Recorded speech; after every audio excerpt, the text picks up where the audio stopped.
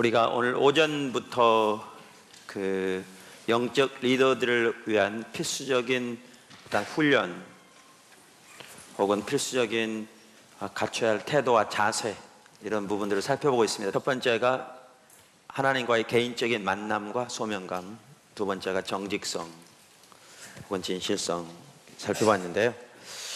오늘은 저녁 시간엔 그 나머지 부분들 좀 살펴보기 원합니다. 사실 이 부분만이 아니지만 그 로버트 클린턴 교수도 말하고 있을 뿐만 아니라 이렇게 성경을 보아도 사도 바울의 삶에서도 그렇고 저 개인적으로도 목회자들을 오랫동안 섬기면서 늘 고민해 오면서 이런 부분들이 최소한 우리 가운데 이렇게 절실하게 필요하지 않나. 그리고 또 아까도 말씀드린 대로 그 클린턴 교수만 하더라도 그 책에서 그러한 부분들을 이렇게 다루고 있더라고요, 동일하게. 그래서 그러한 부분들을 지금 살펴보고 있습니다. 세 번째, 말씀 부분에서 무장되어야 합니다. 말씀 부분에서 무장되어야 합니다. 영적 리더가, 특별히 목회자가 잘 무장되어야 할 분야 중 하나는 당연히 말씀입니다. 디모데전서 3장 2절은 목사의 자격에 대해서 말하면서, 그러므로 감독은, 여기 감독은 목회자를 말하죠, 책망할 것이 없으며 한 아내의 남편이 되며 절제하며 신중하며 단정하며 나그네를 대접하며 가르치기를 잘하며, 이렇게 되어 있거든요. 또한 바울이 디모데에게 하는 말도 디모데후서 2장 15절, 너는 진리의 말씀을 옳게 분별하며 부끄러울 것이 없는 일꾼으로 인정된 자로 자신을 하나님 앞에 드리기를 힘쓰라, 이렇게 말하고 있죠. 그러니까 말씀을 잘 분별하라고 말하고 있습니다. 특별히 리더들은 이렇게 말씀으로 무장되어지되 하나님의 지식으로 무장되어야 되는 것 같습니다. 하나님의 길로 무장되어야 되는 거죠. 그래서 하나님의 백성들을 하나님의 길로 인도하고 지도할 수 있어야 합니다. 이게 사실 리더십의 아주 중요한 부분 중 하나이죠. 예레미야 3장 15절은 말하기를 내가 또 내 마음에 합한 목자들을 너희에게 주리니, 여기 목자는 리더들이거든요. 그들이 지식과 명철로 너희를 양육하리라, 이렇게 말하고 있습니다. 또한 말라기 2장 5절에 보면 그 당시 타락한 제사장들, 영적 리더들에 대해서 말하면서 이렇게 참된 영적 리더가 어떤 리더가 돼야 되는가라는 것을 사실 말하고 있는 구절이거든요. 2장 5절 이하, 레위와 세운 나의 언약은 생명과 평강의 언약이라. 그러니까 그 당시에 그 제사장들이 타락했는데 그들의 조상 레위는 그렇지 않았다.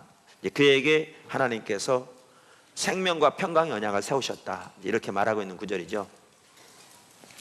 사실 여기를 보더라도 우리를 향한 하나님의 뜻은 생명과 평강입니다. 그래서 내가 너희를 향한 내 생각은 내가 하나니 사망이 아니요 평강이라고.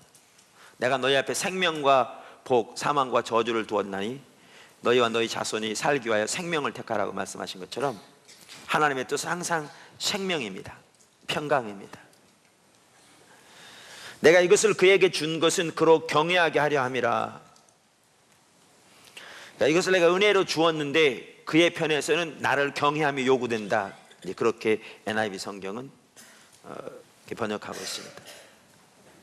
하나님을 경외함으로 하나님을 존재를 다 사랑하는 가운데 설 때 하나님의 약속과 하나님의 생명이 우리 가운데 이루어지고 넘치죠. 그런데 그가 나를 경외하고 내 이름을 두려워하였으며, 그런데 레위는 그렇게 하나님을 경외함 가운데 섰다는 거죠. 그러면서 그의 입에는 진리의 법이 있었고 그의 입술에는 불의함이 없었으며 그가 화평함과 정직함으로 나와 동행하며 많은 사람들을 돌이켜 죄악에서 떠나게 하였느니라. 그러면서 제사장들의 입술은 지식을 지켜야 하겠고, 그러니까 제사장들의 입술에는 하나님의 지식이 보존돼야 한다, 그 말이죠. 그래서 사람들은 그의 입에서 율법을 혹은 NIV 성경 지도를 구하여 하게 될 것이니 제사장은 만군의 여호와의 사자가 되면을. 그래서 그의 입술에는 하나님의 지식이 있어서 사람들이 하나님의 지도와 지시를 구할 때 제사장도 도움을 받아 하나님의 길로 향함으로 하나님의 생명과 평강이 넘치고 하나님의 약속이 이루어지는 그 자리로 인도돼야 한다, 그 말이죠. 이게 영적 리더들이 해야 할 일입니다. 그러니까 가장 중요한 부분 중에 하나가 당연히 이렇게 말씀으로 무장되는 것이죠. 특별히 하나님의 길로 무장되는, 하나님의 지식으로 무장되어지는 것이죠. 갈라디아 1장에도 보니까요, 사도 바울도 정확하게 이 과정을 거쳤더라고요. 여러분, 사도 바울이 누굽니까?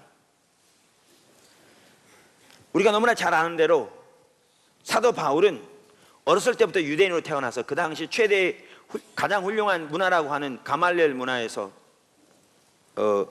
어려서부터 율법의 교육을 받았고, 또 율법에 능통한 자였고, 열심으로는 자기 어떤 동료들보다 더 뛰어난 열심을 가졌다고 말할 만큼, 율법의 의로는 흠이 없다고 말할 만큼을 철저히 지키고 그렇게 무장되지. 뿐만 아니라 그는 예수님을 직접 만났고, 그리고 예수님으로부터 또한 아나니아를 통해서 또 여러 사람을 통해서 하나님의 놀라운 약속을 받았고, 또한 아나니아가 와서 바울 위에, 그 당시 사울이죠, 위에 기도할 때 그의 눈이 치유될 뿐만 아니라 사람이 놀라게 경험할 뿐만 아니라 성령으로 충만케 되었고, 그렇게 놀라운 이 은혜가 그에게 있었음에도 불구하고 그는 자라나였어요.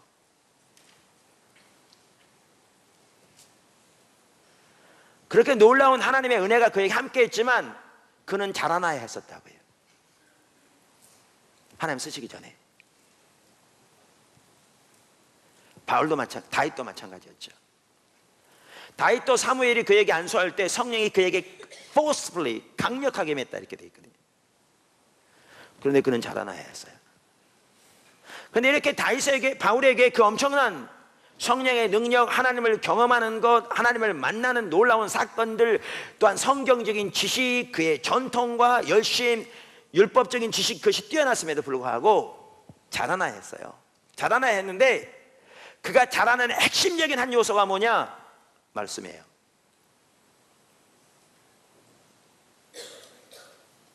말씀이에요.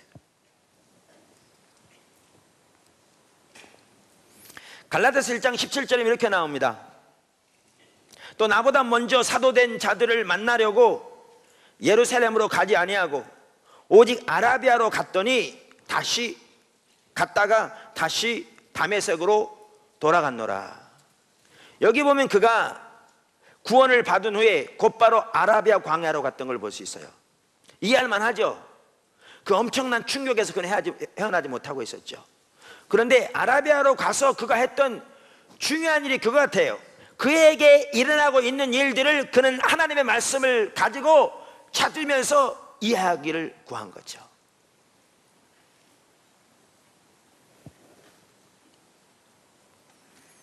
이 시간이 집중적으로 하나님을 찾는 시간일 뿐만 아니라 집중적으로 하나님을 찾으면서 말씀을 연구하고 말씀을 통해 그리스도를 발견하고 하나님의 비전을 보고 하나님의 의중을 발견하고 자기를 부르심과 자기의 소명을 발견한 시간이죠.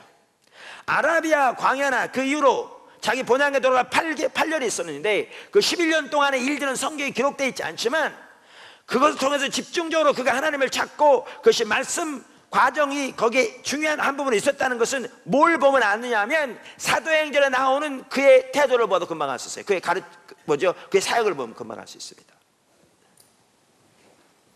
그래서 사도행전에 보면 예를 들면 사도행전 17장이나 다른 곳에 13장 같은 경우에 특별히 잘 나와 있기도 합니다만 보면 사도 바울이 성경, 그 당시 구약 성경이죠. 성경을 가지고 그 성경으로 예수 그리스도를 증거할 때 얼마나 강력하게 하나님이 뒷받침하셨으며 그렇게 증거할 때 유대인들이 감히 이기지 못할 만큼 말씀으로 예수 이름을 증거했던 걸 볼 수 있습니다. 이 과정이 어디서 나왔느냐? 주님을 찾는 과정에서 나온 거죠. 말씀 과정. 또한 그의 소명도 그의 비전도 말씀으로 발견했던 걸 볼 수 있어요. 그는 오늘 낮에 말씀드린 대로 그는 자기가 사도인 걸 알았고 사도 중에서 이방인을 위한 사도인 걸 알았고 이방인을 위한 사도 중에서도 교회에 털을 넣는 사도인 걸 알았는데 동시에 그는 그러한 소명을 발견할 때 또한 하나님의 말씀으로 그 소명을 발견했던 걸 볼 수 있습니다. 어디에 볼 수 있느냐? 사도행전 13장 45절 이하에 보면 비시디아 안디옥에 가서 복음을 전할 때 있었던 일인데 성경이 이렇게 말합니다. 유대인들이 그 무리를 보고 시기가 가득하여 바울이 말하는 것을 반박하고 비방하거늘 바울과 바나바가 담대히 말하여 이르되 하나님의 말씀을 마땅히 먼저 너희에게 전할 것이로되 너희가 그것을 버리고 영생을 얻기에 합당하지 않은 자로 자처하기로 우리가 이방인에게로 향하노라. 주께서 이같이 우리에게 명하시되 내가 너를 이방의 빛으로 삼아 너를 땅끝까지 구원하리라 하셨느니라 하니 이방인들 듣고 기뻐하며 하나님의 말씀을 찬송하며 영생을 두시기로 작정한 자는 다 믿더라. 근데 여기 47절에 보면 주께서 우리를 명하시되 내가 너를 이방의 빛으로 삼아 너로 땅끝까지 구원하게 하리라 하셨느니라. 주님이 명하셨다고 그랬죠. 어디서 명하신 줄 아세요? 이 구절 배후에 많은 학자들이 동의합니다만 이사야서 42장 6절, 이사야서 49장 6절에 들어있습니다. 다시 말하면 그는 하나님의 말씀을 통해서 하나님이 그 시대에 무엇을 하고 계시고, 그러니까 이사야 하반부만 하더라도 거기에 나온 하나님의 약속이 어떻게 성취되고 있고, 그리고 거기에서 자기가 어디에 있어야 할 것을 명확하게 이해하고 있었습니다. 예수님께서 그에게 나타나셔서 주신 음성, 또한 아나니를 통해서 주신 어떤 감동뿐만 아니라 그는 자기의 소명과 자기의 부르심과 자기의 있어야 할 자리 하나님의 행하심을 이해하되 정확하게 말씀을 토대로 이해하고 있습니다. 이때 중요한 게 그거 같더라고요. 홀로 서는 겁니다. 하나님 앞에 홀로 서는 것. 그러니까 여기에는 아까도 말씀드렸는데 성경을 읽고 앞서간 믿음의 선배들의 책을 통해 도움을 얻고 어떤 테이프를 들으면서 도움을 얻고 기도하고 연구하고 주님을 찾고 애통하며 주님의 도움을 구하고, 그리고 아까도 말씀드렸는데 그것을 이론적으로만 배울 게 중요한 게 아니라 하나님의 명령체계라고 제가 표현한 하나님의 주도권을 잡으시고 교회를 인도하시고 그러면서 교회가 분별한다면 그것이 교회에서 어떻게 이루어질까를 고민하는 거죠.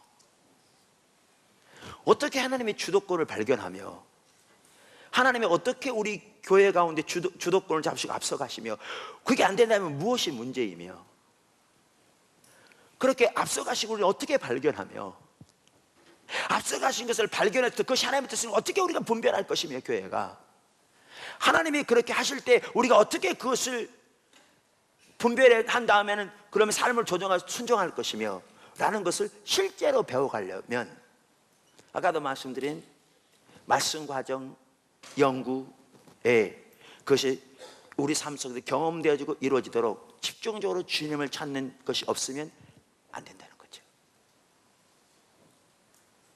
바울은 바로 이 과정을 거쳤어요.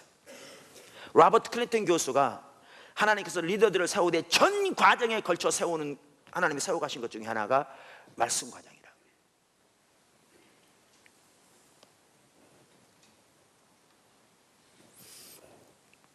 그런데 여기에 중요한 게 아까도 말씀드린 주님 앞에 홀로 서는 거죠. 바울의 아라비아 광야가 그랬던 것 같아요. 어떤 분이 주석에 이렇게 썼더라고요.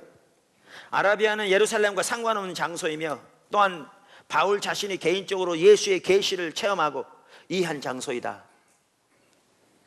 바울은 다메섹 도상에서 예수를 만남으로 그의 삶과 가치관이 변화되었지만 자신이 경험한 계시를 체계화하는 데는 많은 시간이 필요했을 것이다. 이는 마치 예수께서 그의 사역을 준비하시면서 침례를 받으시고 광야에 나가 기도하신 것과 유사하다. 바울은 광야에서 혈육과 분리되고 예루살렘에 있는 다른 그리스도인들의 영향도 받지 않고 하나님과의 개인적인 교제를 통하여 자신에게 주어진 특별한 계시, 즉 이방인들을 향한 하나님의 뜻을 발견하고 그 사역을 위하여 준비하는 기간을 가졌다.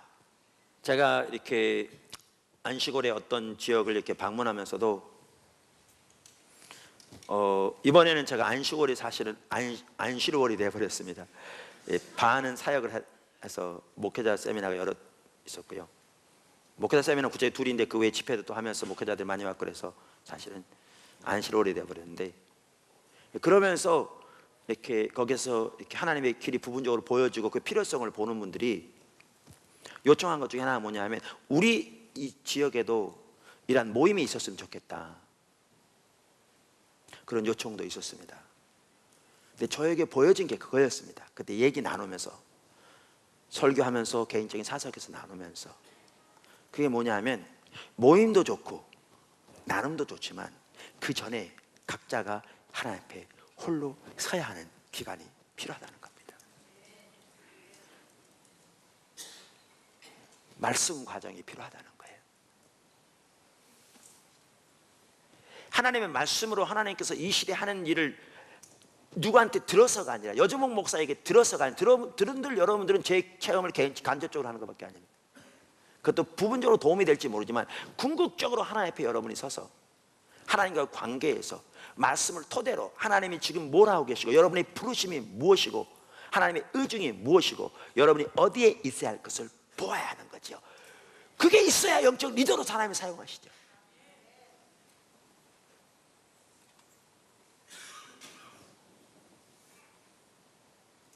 사도 바울도 그렇고 예수님도 그랬고,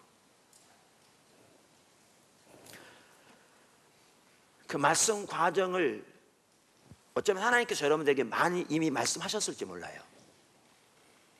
근데 그것을 소홀히 하실 수 있습니다.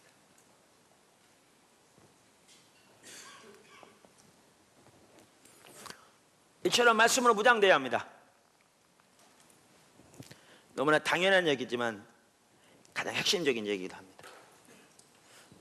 말씀으로 무장되어 여러분이 되시길 주님의 축원합니다. 네 번째, 관계 문제에서 무장되어야 합니다. 저는 여기에서 세 가지를 이렇게 언급해서 다루고자 합니다. 세 가지를 다루고자 합니다. 그 세 가지가 뭐냐면 권위의 문제, 두 가지를 다루고자 하면 크게, 첫째는 권위의 문제고, 두 번째는 갈등과 위기의 문제입니다.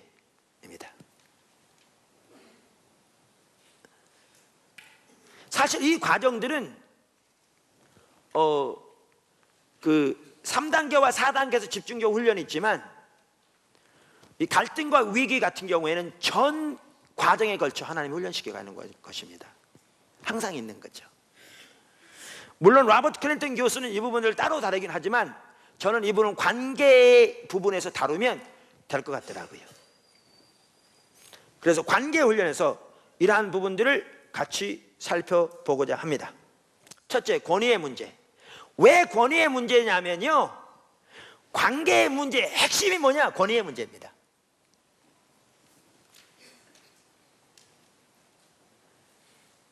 관계적인 갈등의 핵심이 뭐냐? 권위의 문제예요.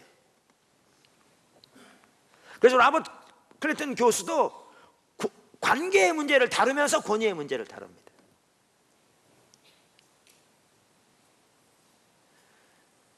그러니까 권위의 문제, 질서의 문제죠.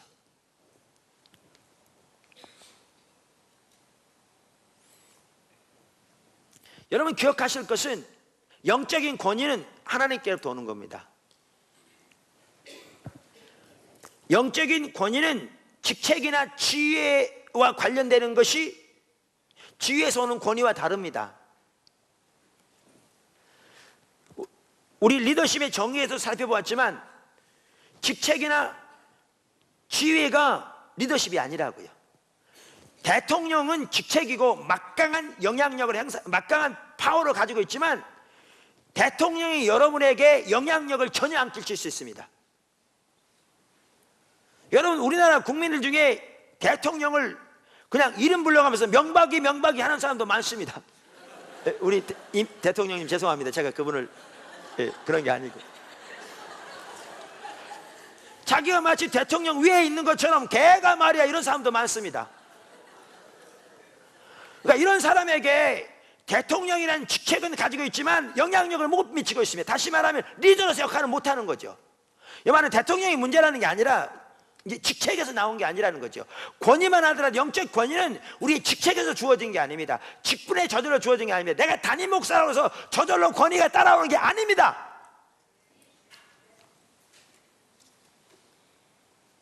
영적인 권위는 하나님께서 오는 겁니다. 하나님께로. 심지어 성경에 보면 자기의 직책을 가지고 다스리는 것을 타락한 것으로 보고 있습니다. 타락한 것으로. 그러니까 하나님이 그 권위를 뒷받침해 주셔야 합니다. 하나님이 하나님의 능력으로 모세를 뒷받침하시고 모세와 함께한 것처럼 여호수아를 뒷받침하시며 그 백성이 여호수아를 섬겼다고 말한 것처럼 하나님이 뒷받침해 주셔야 돼요. 그래서 영적인 권위는 하나님께로부터 나오는 겁니다. 지위나 직분에서 나오는 것이 아닙니다. 그래서 권위에 승복하지 못하는 지도자는 스스로 영적 권위를 행사하는데도 어려움을 겪습니다. 그러니까 하나님이 우리를 뒷받침해 주셔야 되는데, 하나님이 우리를 뒷받침해 주시려면 영적 리더가 먼저 하나님의 권위에 순복하는 걸 배워야 합니다. 질서 아래에 있어야 자기 질서 아래에 있는 사람들에게 하나님의 권위가 그에게 그 아래 사람들에 대해서 권위를 뒷받침하시죠. 영적 권위와 관련해서 좋은 그 성경이 얘가 백부장의 예인데, 백부장이 천부장의 질서 아래에 있어야 십부장의 권위를 행사할 수 있다고요. 그 권위가 뒷받침하죠.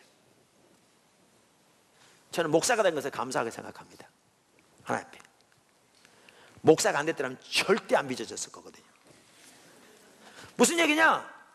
원래 많은 성도들이 그렇듯이 여기 가서 좀 하다 어려우면 이 교회만 교회냐? 다른 데 가면 되잖아요. 근데 문제는 자기가 문제 있는 걸 모르는 거죠.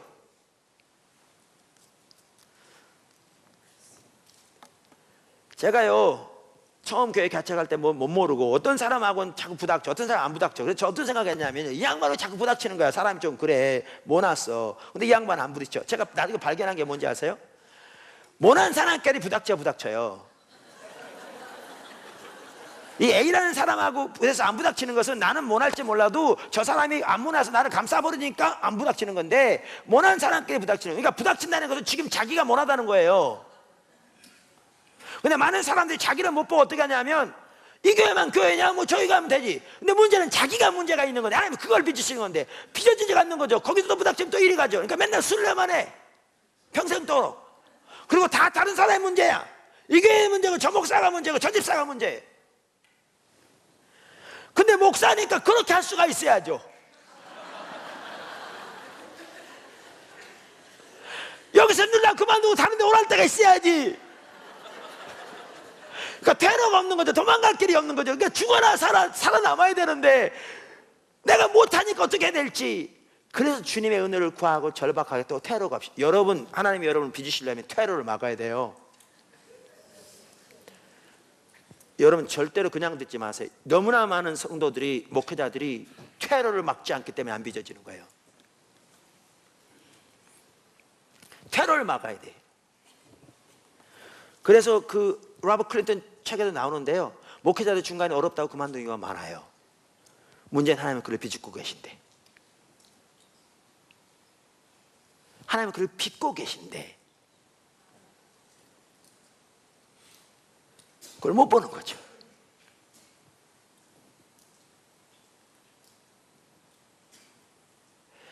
퇴로를 막아야 돼요. 그래서 저는 성도들에게 이런 부분에서 이렇게 권면할 때 제가 그런 걸 겪어봐서 그럽니다. 목사라고 생각하고 붙어 있으라고.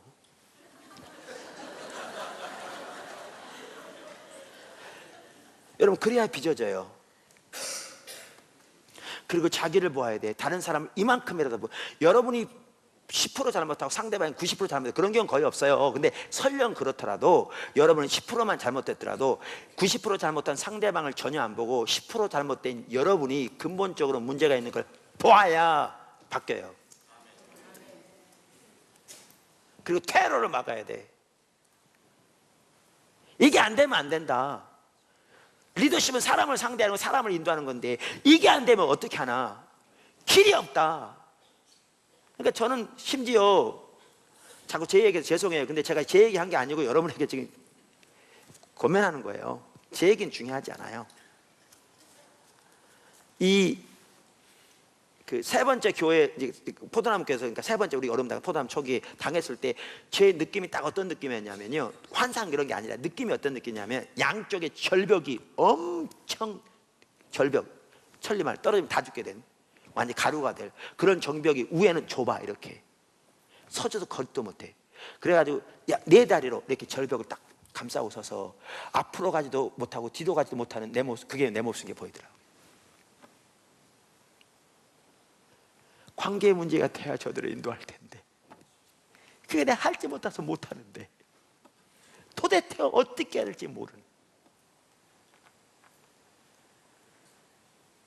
그게 보이더라고요. 그렇게 지금도 관계를 못한 게 많습니다. 혹시 여러분이 상처를 주거들라면 저 목사는 몰라서 그래 그렇게 생각하시면 그때도요, 여러분이 저를 보시면 전혀 못 본 겁니다.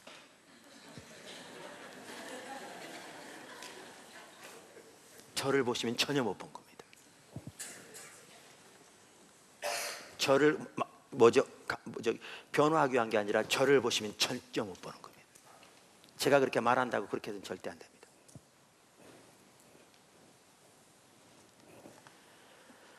관계를 다루십니다. 질서의 문제. 아멘. 그 다음에 이 관계에서 중요한 게 뭐냐면 갈등과 위기입니다. 이 갈등과 위기는 아까도 말한 로버트 클린턴은 따로 다루고 있습니다. 갈등, 위기를 따로 다루고 있는데 저는 같이 다루는데 비슷하기 때문에 이거는 전 과정에서 일어나는 일입니다. 전 과정에서 리더를 세워가시는. 사역 갈등 과정이란 지도자가 사역을 해가면서 배우는 부정적 또는 긍정적 교훈들로 갈등의 본질, 갈등 퇴치, 갈등 해소 방안, 갈등을 창조적으로 활용하는 방법, 그리고 하나님께서 지도자의 인성을 개발하기 위한 방편으로서 갈등을 배우는 것이다. 지도자가 이 교훈을 터득하느냐의 여부는 장차 지도력 행사에 중대한 영향을 미치게 된다.